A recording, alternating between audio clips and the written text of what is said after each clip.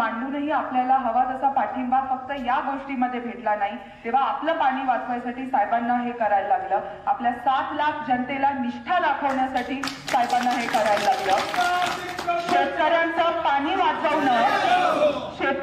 पाणी वाचवणं हे निष्ठा दाखवणं आहे का शेतकऱ्यांचं पाणी पळवणाऱ्या लोकांना साथ देणं ही निष्ठा आहे?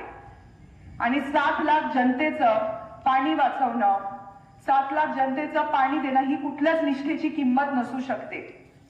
दातृत्व आपल्यातही आहे. कधी काही कुठेही असा वाईट प्रसंग घडला, ते सांगली असेल, गुजरात असेल, कुठेही काही झालं, आपल्या स्वतःच्या तालुक्यामध्ये, आपल्या माळींमध्ये इतका भयानक प्रसंग घडला, आपल्या अख्ख्या तालुक्याच्या जनतेने तिकडे मदतीची हाकेला तिकडे धावून गेले. आपण कधीच कोणाचं हिसकून आपलं काही करत नसतो, पण आपल्या जनतेच्या हक्कात तो बोगदा जो झाला असतो तो तुम्हाला माहिती आहे काय झालं असतं? 3 महिन्यात अख्खं धरण खाली झालं असतं. 6 महिने एक थेंब त्या बोगद्या धरणामध्ये पाणी नसतं राहिलं. मग काय केलं असतं आपण? एखादा खराब उन्हाळा आला, 1 दिवस पाणी नाही भेटलं तर कशी तळमळ होते सगळ्यांना. 6 महिने जर पाणी नाही राहिलं तर मग काय करणार आपण?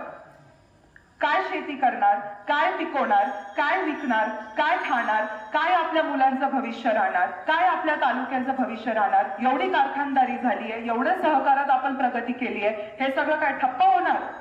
हा प्रवास इतका कष्टाचा राहिलाय, हा काय एकट्या साहेबांनी नाही केलाय, तुम्ही सगळे त्यांच्या सहकार्यांचा याच्यात हात लागलाय. स्वर्गीय आमचे आजोबा दत्तात्रय गोविंदराव वळसे पाटील यांचा हात लागलाय, स्वर्गीय बीडी अण्णा काळे यांचा हात लागलाय, स्वर्गीय किसनअण्णा बानखिले यांचा हात लागलाय, टी.एस. दादा बोराडे यांचा हात लागलाय. आणि हे तर सगळे ज्येष्ठ मंडळी झाली, त्याच्याशिवाय इतरही किती कार्यकर्ते. अरे ते आदिवासी लोक ज्यांनी त्यांची जमिनी त्याग केल्या आणि ती जागा दिली टिंबे धरण व्हायला, त्यांचं काय? किती लोकांचं योगदान राहिलंय. इतके 40 वर्ष लागले हे सगळं उभारायला, आणि त्याला आपण एका सेकंदात असं ठप्प होऊ द्यायचं का? आपल्याच लोकांच्या गरजा जेव्हा येतात त्याच्यासाठी आपण लोकांच्या हक्कासाठी उभं नाही राहायचं का? आणि हे जर पाणी गेलं असतं तर मग आपल्या जनतेने साहेबांना काय म्हटलं असतं? तुम्हाला तुमची प्रतिष्ठा प्रिय होती, तुमची प्रतिमा प्रिय होती, म्हणून तुम्ही आमचं पाणी विकलं. हा कसा नेता किंवा हा कसा माणूस जो आमच्यासाठी उभा नाही राहू शकला, आमच्या हक्कासाठी उभा नाही राहू शकला? नेतृत्वाला काही सोपे निर्णय घेण्यासाठी तिकडे बनवतो का आपण नेता? नेतृत्वाला कठीण निर्णय घ्यावे लागतात, योग्य निर्णय घ्यावे लागतात, जनहितेसाठी निर्णय घ्यावे लागतात. त्याच्यात साहेबांचा काय व्यक्तिगत स्वार्थ? त्यांच्या शेताचं पाणी कोणी कापत होतं? त्यांच्या घराचं पाणी कोणी कापत होतं?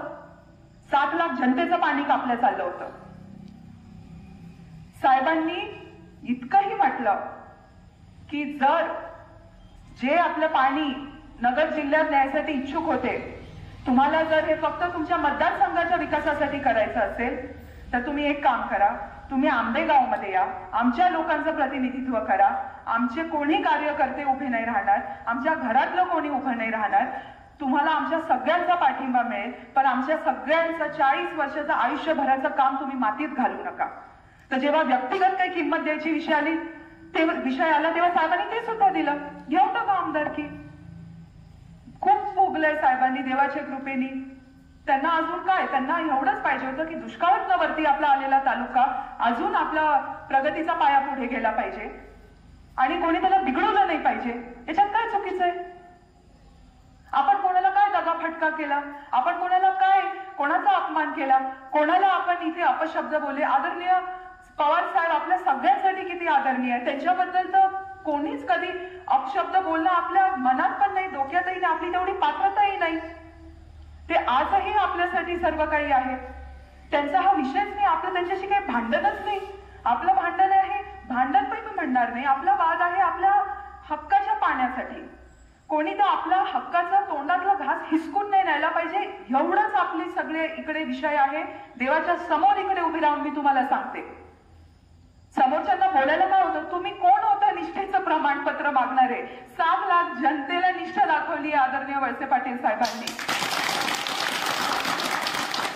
त्यांची निष्ठा काय इतकी स्वस्त नाहीये की पाणी विका आणि निष्ठा दाखवा, ही साहेबांची किंमत नाहीये. शेतकऱ्यांना दुष्काळातनं इथपर्यंत आज साहेबांनी आणलंय.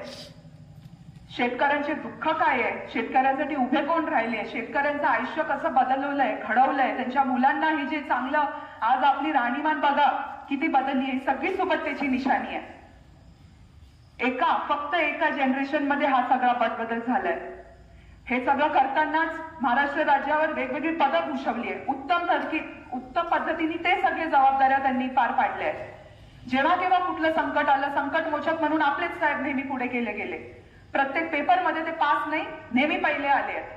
कठीण परिस्थिती त्यांनी इतक्या सुरळीत पद्धतीने सांभाळल्या आहे. आणि हे सगळं करताना एक सुसंस्कृत राजकारण आपल्या तालुक्यामध्ये केलेलं आहे. आणि अशा माणसाची किंमत आपल्या सगळ्यांना समजली पाहिजे. एवढ्या ताकदीचा नेता आपल्याकडे आहे, हे आपलं सौभाग्य आहे. तुम्हाला माहिती आहे, हे जे 65 बंधारे आहेत, ह्याला शासकीय मान्यता नाही आहे. पावसानंतर तिकडे खालती पाणी सोडायची, तरी इतके वर्ष ते त्यातनं पाणी खाली कसं जातं बरं? त्या उंचीचा, त्या ताकदीचा, तेवढ्या वजनाचा नेता आहे का आपल्यापाशी अजून कोणी जो असं काही करू शकेल? आता जी गोष्ट तुटली नाही त्याला दुरुस्त कशाला करायची?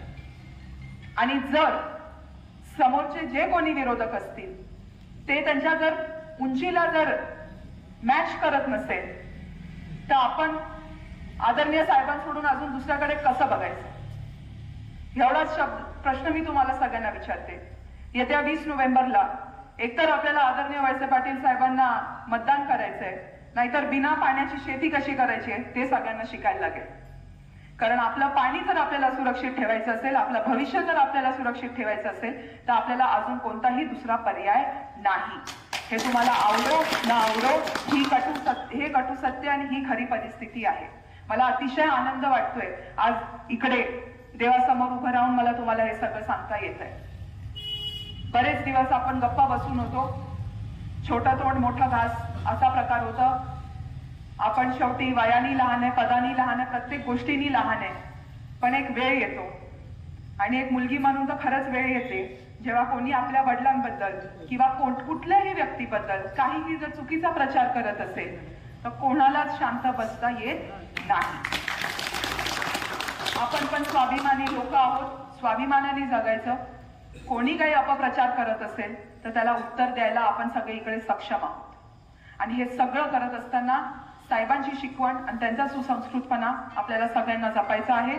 तर मी सगळ्यांना एकदा विनंती करेन, येत्या 20 नोव्हेंबरला आपल्याला सगळ्यांना घड्याळाच्या समोरचं बटन दाबून आदरणीय वळसे पाटील साहेबांना भरघोस मतांनी विजयी करायचं आहे. आणि आपल्या हक्काचं पाणी, आपल्या डिंबे धरणाचं पाणी, आपल्या आंबेगाव तालुक्याची आन बान शान आहे जे आपलं डिंबे धरण, त्याला सुरक्षित ठेवायचंय.